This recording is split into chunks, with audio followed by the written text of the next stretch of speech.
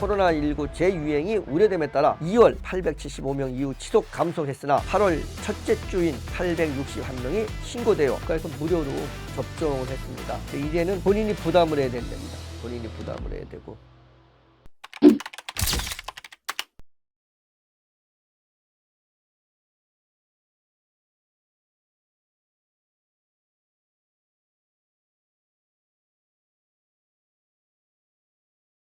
서울매일 4면에 기창현 기자가 소식을 전합니다.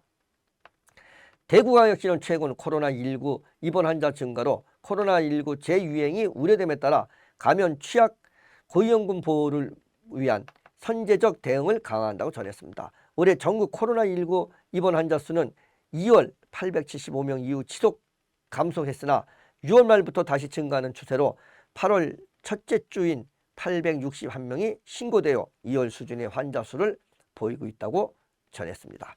대구시 코로나19 입원 환자 수 또한 지난 2주 이후 증가하는 추세를 보이고 있다고 전했습니다. 대구시는 고위험군 보호를 위해 감염 취약시설 전담팀을 구성해 감염 취약시설 집단 발생을 지속 모니터링하고 코로나19 집단 발생 시설을 중심으로 현장 점검 체크리스트를 통한 감염 관리 점검 및 KF94 마스크를 배부하는 등 감염 취약시설 감염 관리를 강화한다고 전하고 있습니다.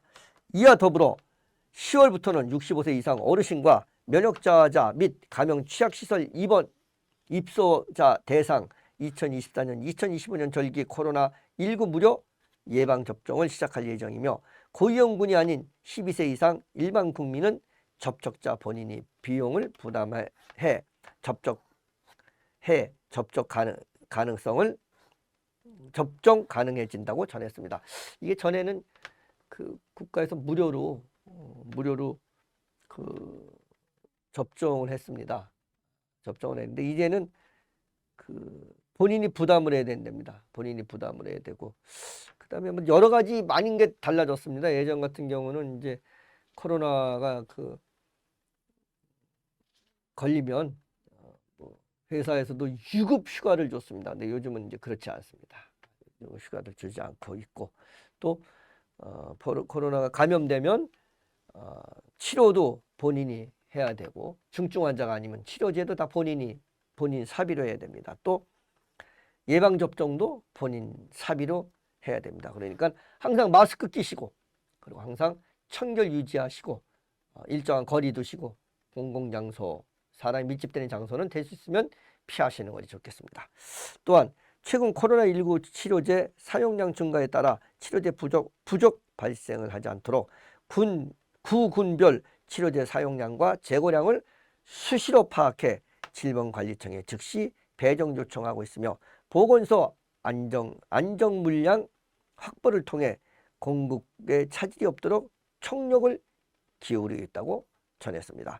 다만 코로나19 치료제는 코로나19 처방기관 및 조제기관으로 지정된 담당 기관을 통해 처방 기준에 따라 유증상 고위험군에 대하여 처방이 가능함에 따라 의료진에게는 코로나19 치료제가 꼭 필요한 고위험군 환자에 활용할 수 있도록 처방 기준 준수를 요청했다고 전했습니다.